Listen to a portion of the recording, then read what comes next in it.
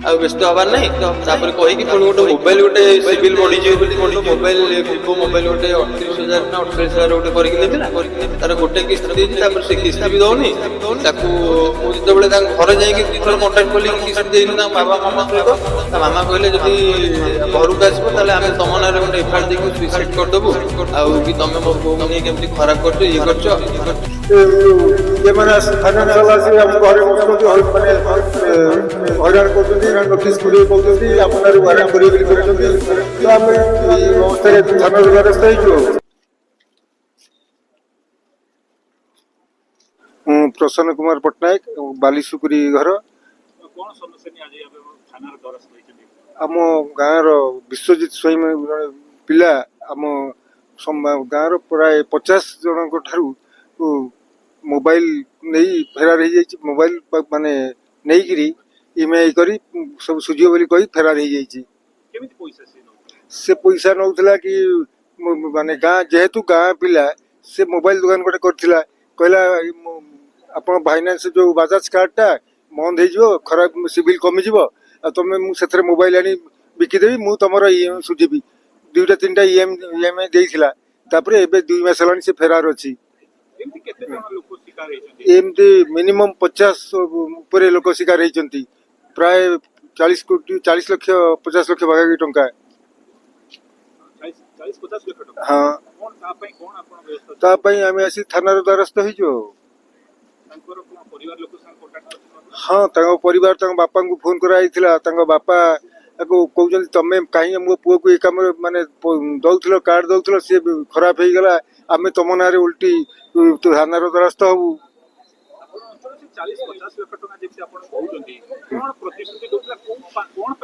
ନା ନା ଆଜ୍ଞା, ସେ ପ୍ରତିଶ୍ରୁତି ନୁହଁ। ସେ ଗୋଟେ ଯେହେତୁ ମୋବାଇଲ ଦୋକାନଟା କରିଥିଲା, ସେ ଆମକୁ ସବୁ କହିବ ଯେ କି ତମ କାର୍ଡର ସିଭିଲ ଖରାପ ହେଇଯାଉଛି, ଆଉ ମୁଁ ସେଥିରେ ମୋବାଇଲଟା ନେଇ ଆସୁଛି, ମୁଁ ତାକୁ ବିକିଦେଲି, ତମ ଇଏମଆଇ ମୁଁ ସୁଝିବି। ହେଁ, ତମ କାର୍ଡ ସିଭିଲ ବଢିବ, ତମେ ବଡ ଜିନିଷ ବି ଜାଣିପାରିବ ତା ଉପରେ। ସବୁ ସାଙ୍ଗସାଥି ଲୋକାଲ ଗୋଟେ ପଞ୍ଚାୟତର ପିଲା ସବୁ। ନା, ତା ବିଷୟରେ କିଛି 2 ମାସ ହେଲାଣି ତାର କିଛି ଖବର ଆମେ ପାଉନୁ। ଏବେ ଆମକୁ ଇଏମଆଇ ଯୋଉ ଫାଇନାନ୍ସ ବାଲା ଆସି ଘରେ ହଇରାଣ କରୁଛନ୍ତି। କଣ କରିବୁ, ଆମେ ଥାନାର ଦ୍ୱାରସ୍ଥ ହେଇଛୁ, ଯାହା ଆମକୁ ନ୍ୟାୟ ମିଳିବ। ଆଉ ନା, ନଦେଲା ପରେ ବାରମ୍ବାର ଯୋଉ ଇଏମାନେ ଆସି ଫାଇନାନ୍ସ ବାଲା ଆସି ଆମ ଘରେ ବସୁଛନ୍ତି, ମାନେ ହଇରାଣ କରୁଛନ୍ତି, ନୋଟିସ୍ କରିବେ କହୁଛନ୍ତି, ଆମ ନାଁରେ ୱାରେଣ୍ଟ କରିବେ ବୋଲି କହୁଛନ୍ତି। ତ ଆମେ ଏଇ ଅବସ୍ଥାରେ ଥାନାର ଦ୍ୱାରସ୍ଥ ହେଇଛୁ। ଆଉ ଥାନା ବାବୁ କହିଲେ ଯେ ଆମେ ଟ୍ରାକ୍ କରିଛୁ, ଦେଖିବା ଆରି ଭିତରେ ଯୋଉ ଦିନେ ଯଦି ନ ହୁଏ ତାହେଲେ ଆମେ ଥାନାରେ ଏଫଆଇଆର ଲଞ୍ଚ ମାନେ ଏଫଆଇଆର ମାନେ କେସ୍ କରିବା। ଆଉ ମୋ ନାଁ ସୌମ୍ୟରଞ୍ଜନ ଦାସ, ଘର ନାରଦା, ପ୍ରହରାଜପୁର, କଟକ। ମତେ ବିଶ୍ୱଜିତ ସ୍ୱାଇଁ କରିକି ସେ ଜଣେ ସାଙ୍ଗ ହବ ମୋବାଇଲ ଦୋକାନ କରିଥିଲା, ସେଇଠି ମୋର ସମ୍ପର୍କ ଚିହ୍ନା ପରିଚୟ। ମତେ ଏମିତି ସିଭିଲ ବଢିବ ବୋଲିକି ମୋବାଇଲ ଗୋଟେ କରିକି ଆଗେ ଏସି ଗୋଟେ କରିକି ନେଇଥିଲା, ମତେ ସୁଝି ଦେଇଥିଲା ଟୋଟାଲ ଏସି ଆଇଡିଏଫସି ରେ। ପରେ ତାପରେ ଗୋଟେ ଆଇ ଫାଇନାନ୍ସ ବୋଲିକି ଗୋଟେ ଲୋନ ଅଛି, ମତେ କହିଲା କି ଏଇଟା କରିଦିଅ, ମୁଁ ଗୋଟେ ଏଟିଏମ ଗୋଟେ କଣ ବସିବ ବୋଲି ମତେ କହିଥିଲା। ଆଉ ମୁଁ ଟୋଟାଲି ଯାଇନି ସେ ଆଇ ଫାଇନାନ୍ସ ଅଫିସ ବି କୋଉଠି ଦେଖିନି, କି ଗୋଟେ ସିଗ୍ନେଚର ବି କିଛି କରିନି। ମତେ ଖାଲି ଓଟିପି ମାଗିଥିଲା, ମୁଁ ଓଟିପି ଟା ଦେଇଥିଲି। କହିଲା ଏଟା ଓଟିପି ଟା ଦେଇଥା, ତାପରେ ଗଲା ପରେ ତୁ ଆସିକି ଅଫିସରେ ଦେଖା କରି ଲୋନ ଟା ନବୁ, ମତେ ପଇସା ଦେଇଦେବୁ। ଦେଲା ପରେ ମୁଁ ଏଟିଏମ ଟା ଉଠେଇକି ବସେଇ ସାରିଲା ପରେ ମୁଁ ତତେ ସୁଝିଦେବି ହାଉଲେ ହାଉଲେ କିସ୍ତି କରିକି। ଆଉ ମୋର ଟିକେ ଫାଇନାନ୍ସିଆଲି ପ୍ରୋବ୍ଲେମ ଅଛି, ମୁଁ କରିପାରୁନି। ମୁଁ ସେଠୁ ଠିକ ଅଛି, କିନ୍ତୁ ଅଫିସ ଯାଇନି, ତା ଭିତରେ ସିଏ ଓଟିପି ନେଇକି ମୋ ଆକାଉଣ୍ଟକୁ ପଇସା ଆଣିଲା। କହିଲା ତୋ ଆକାଉଣ୍ଟ ଗୋଟେ ପଇସା ଯାଇଛି 1,72,500, ଆଉ ମତେ ସେଇଟା ପଠା। ମୁଁ କହିଲି ଏତେ ପଇସା କେମିତି ଆସିଲା? ନା ସେ ଯାଇଛି, ଭୁଲରେ ପଳେଇ ଯାଇଛି, ଆଉ ମତେ ଏଇଟା ଟିକେ କେମିତି କଣ କରିକି ଦେଇଦେବୁ। ମୁଁ କହିଲି ହଉ ଠିକ ଅଛି। ସେ ମତେ ଗୋଟେ ସ୍କାନର ଦେଇଥିଲା, ଆକାଉଣ୍ଟ ନମ୍ବର ଦେଇଥିଲା, ମୁଁ ତା ଦେହରେ ଅନଲାଇନ ଟ୍ରାଞ୍ଜାକ୍ସନ କରିଥିଲି, ଆଉ ପାଖାପାଖି 20,000 ରୁ 30,000 ଭଳିଆ କ୍ୟାସ୍ ଉଠେଇକି ଦେଇଥିଲି। ତାପରେ 2ଟା କିସ୍ତି ନାଇଁ, ପ୍ରଥମ କିସ୍ତି ମତେ ଆକାଉଣ୍ଟରୁ ମୋର ପଇସା ଥିଲା କଟି ଯାଇଥିଲା। ମୁଁ ଯେତେବେଳେ ପଚାରିଲି, ମୁଁ କହିଲି ଆକାଉଣ୍ଟରୁ କଣ ଏତେ 8,192 ଟଙ୍କା କଟି ଯାଇଛି? ନା ଆଚ୍ଛା ଆଚ୍ଛା ହଉ ମୁଁ ଦେଖିକି ଦଉଛି, ଏଇଟା କଣ କେମିତି କଟି ଯାଇଛି। ନେକ୍ସଟ କିସ୍ତି ବେଳକୁ ତା ମୋ ଆକାଉଣ୍ଟ ମାଇନସ ପଡିଗଲା।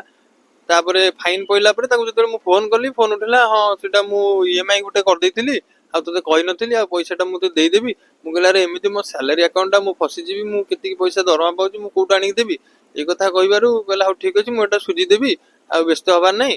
ତାପରେ କହିକି ପୁଣି ଗୋଟେ ମୋବାଇଲ ଗୋଟେ ସିଭିଲ ବଢିଯିବ ବୋଲିକି ଗୋଟେ ମୋବାଇଲ ଭିଭୋ ମୋବାଇଲ ଗୋଟେ 38,000 ନା 48,000 ଗୋଟେ କରିକି ନେଇଥିଲା। ତାର ଗୋଟେ କିସ୍ତି ଦେଇଛି, ତାପରେ ସେ କିସ୍ତି ବି ଦଉନି।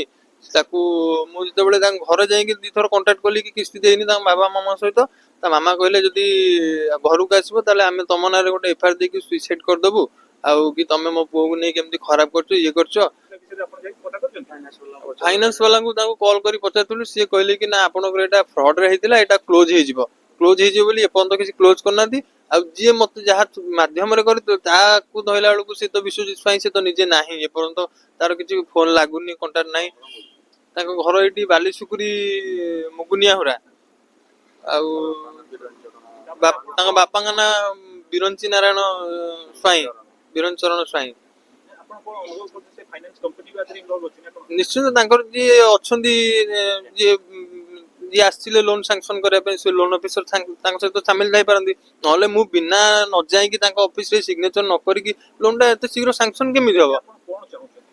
ମତେ ନ୍ୟାୟ ଦରକାର ଆଜ୍ଞା। ମୁଁ କୋଉଠି ପେଟ୍ରୋଲ ପମ୍ପରେ ରହିକି କେତେ ପଇସା ଆଜ୍ଞା ଇନକମ କରୁଛି, ମୁଁ ଏତେ ଲୋନ ମୋ ନାଁରେ ଗୋଟେ ଭିଭୋ ଫୋନ ଆଉ 1,72,000 ଟଙ୍କା ଲୋନ ମୁଁ କୋଉଠୁ ଆଜ୍ଞା ଦେବି? ମୁଁ ନିଜେ ଚଳିବି ସେଠି ଭୁବନେଶ୍ୱର ରହିକି ଚଳିବା ଜାଣିଥିବି, ପେଟ୍ରୋଲ ପମ୍ପରେ ରହି କେତେ କଷ୍ଟ। ଆଉ ଏଠି ଘରେ ଆସିକି ଲୋନ ବାଲା ବସୁଛନ୍ତି, ମୁଁ ୟା ପୁରା ବହୁତ ବ୍ୟସ୍ତ ହେଇଯାଉଛି। ନିଜର ସଂସାର ଅଛି, କଣ କରିବି? ତଥାପି ଆସିକି ଥାନାର ଦ୍ୱାରସ୍ଥ ହେଇଛି, ଯାହା ସାର୍ କହିବେ କଣ କେମିତି ବ୍ୟବସ୍ଥା କରାଯିବ ସେଇ ଭରସାରେ ଆସିଛି ଆଜ୍ଞା। ମତେ ନ୍ୟାୟ